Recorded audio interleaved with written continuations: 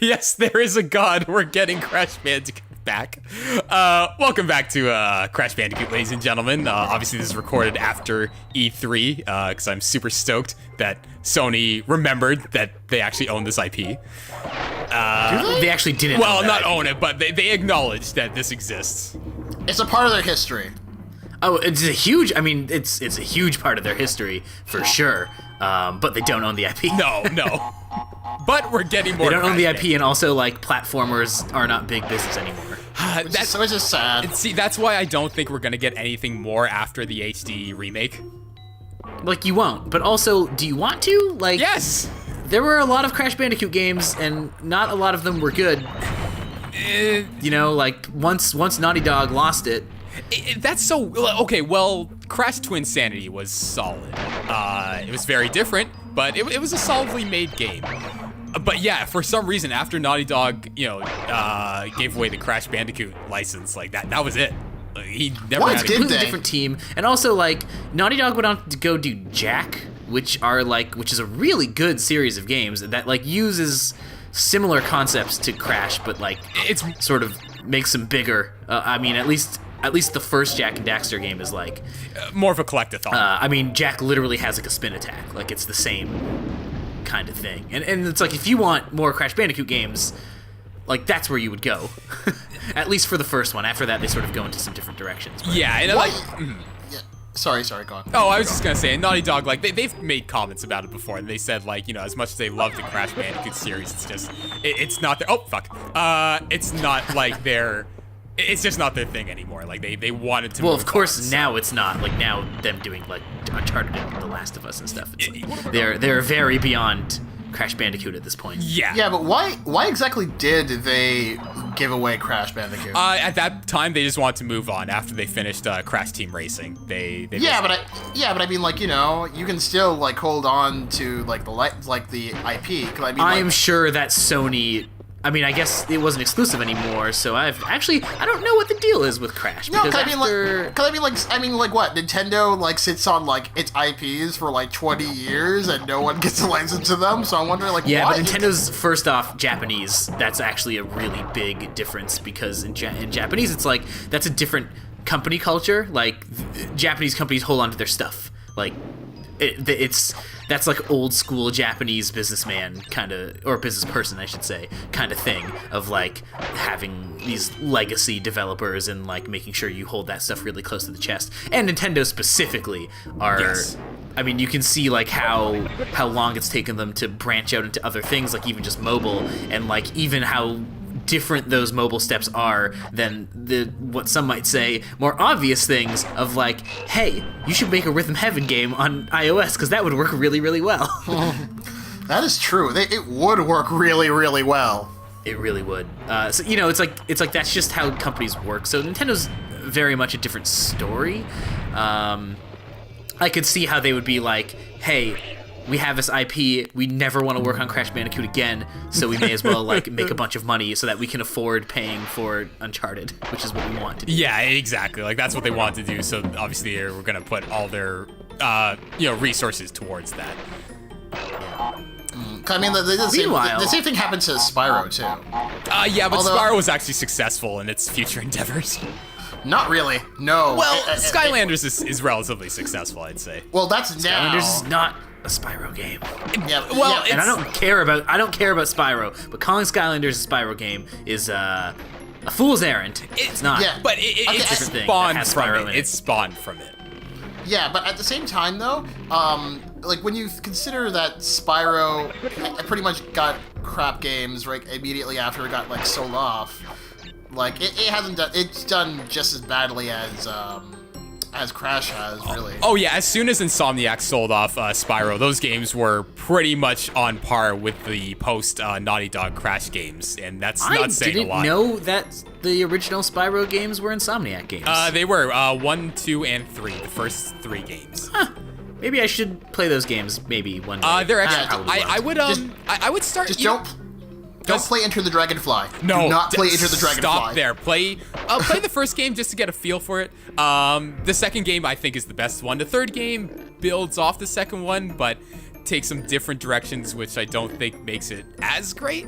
And then after that, just stop. Just I agree.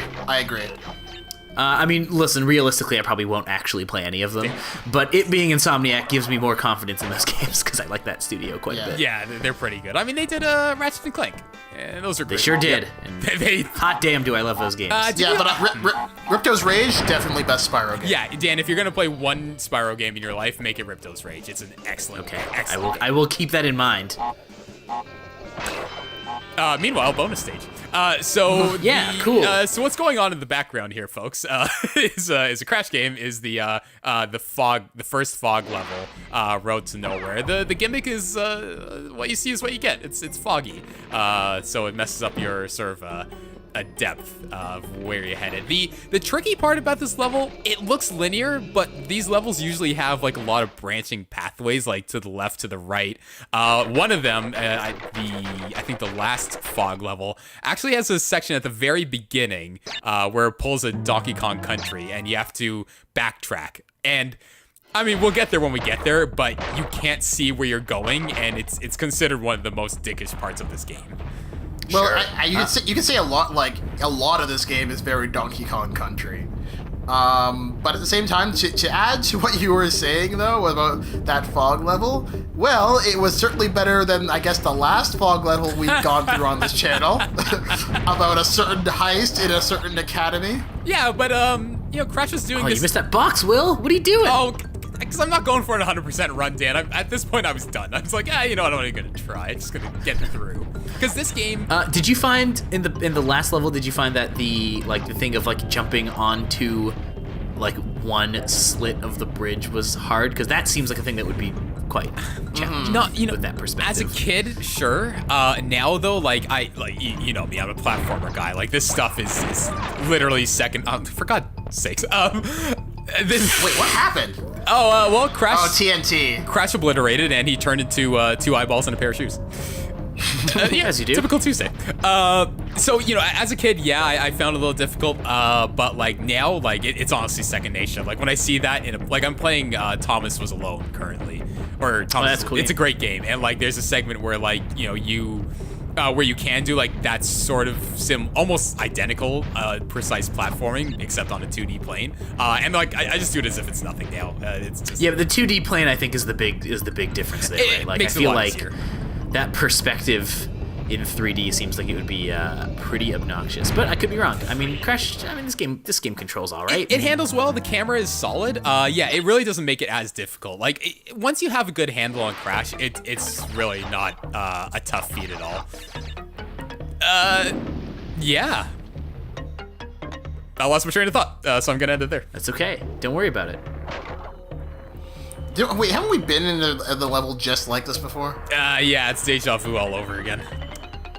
All the levels have sort of similar themes, though, right? They're all sort of here's a temple, here's a jungle. All the islands would have similar themes, I would say. The first island had, the native fortresses sort of thing in the jungle levels. Here we've got, the Aztec ruins and the fog levels. The third world we'll see more of an industrial shift, which is sort of cool because we're getting closer to Cortex's labs. Sure. Yeah, I like the pacing. I think their level tropes are overused just a notch, but not enough to make you tired of them right away. Yeah. I feel like at the beginning of the episode we talked about Crash coming back. We didn't actually talk about how. So maybe we should detail that. I guess Crash he's first off, he's going to be in the new Skylanders, and also they're doing HD re-releases of all the old games. Woohoo! Which I wonder what they're going to look like. I wonder how big of an overhaul they're going to do to these. They're going to have to do a pretty big overhaul. But in terms of the Skylanders thing, I must say, Crash looks horrible in the Skylanders style. I thought he looked okay. Tattoo You know what? Crash. I've heard a lot of people say that. I thought he looked totally fine. Well, no, Dan, no. Listen, man, he's wearing jean shorts. What are you gonna do? What are you gonna do with a character that wears jean shorts? It's the tattoo Crash design. He looks so derpy. He looks so derpy. He does. He always does. No. He's always doing weird faces and stuff. No, the Crash on screen currently looks cool. He looks like a badass. I would not necessarily say the Crash Bandicoot is a badass. Well, okay. I wouldn't say that either. He looks. Screw you guys for ruining my childhood. He looks like a dingus, is what he looks like. There actually is a dingus in Crash. There. So The apple falls not far from the tree. Yeah, I don't like the new design. I'm just gonna leave it at that. I just don't. I don't know if I can honestly construct can't remember it anything anymore. about the new design. I Derby. saw that thing and I was like, oh yeah, that looks like Crash Bandicoot. Sure. Oh. I'm actually gonna look it up again because now I need to know. Yeah, You guys can keep talking about this. I sort of need to see it too now, just to refresh the nightmare. all I used to do was just remember the face or the marketing material of the new Crash Skylander, and that's all I need. And all I need to know that it's terrible. I just think the new, like, the tattoo Crash design. Oh, okay, so they made his eyebrows super thick. I don't know, I think he looks alright. Nah. I'm okay with it. Eh, And he's wearing rolled up jeans instead of jean shorts, which I appreciate. he's sort of, he's like a derpy fake Crash. He is. Yeah. Sorry, fake Crash being an actual character in the Crash Bandicoot franchise. It is? Story behind that, Naughty Dog saw a knockoff Crash Bandicoot doll in Japan on one of their, like, company trips.